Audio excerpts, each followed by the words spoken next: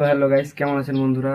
আপনারা দেখছেন দেশি বয় এক্সপেরিমেন্ট। তো আমি আজকে যে জিনিসটা নিয়ে এসেছি সেটা হচ্ছে মিথাইল অরেঞ্জ। তো এটা সাধারণত একটা ইন্ডিকেটর হিসাবে ইউজ করা হয় যে কোনো কেমিক্যাল অ্যাসিড বা বেস কিনা জানার জন্য।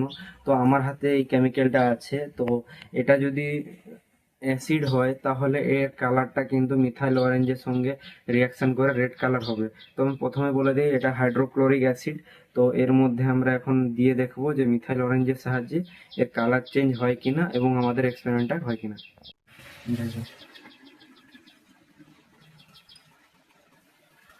তো গাইস, আপনারা দেখতে পাচ্ছেন কিনা আমি জানি না, কিন্তু এর কালারটা কিছুটা রেড কালার হয়েছে। তো এটা যদি আমাদের আরো একটু বেশি কনসেন্ট্রেটেড হতো, এর কালারটা আরো ডার্ক হতো। তো গাইস, ভিডিওটা ভালো লাগলে অবশ্যই লাইক করবেন।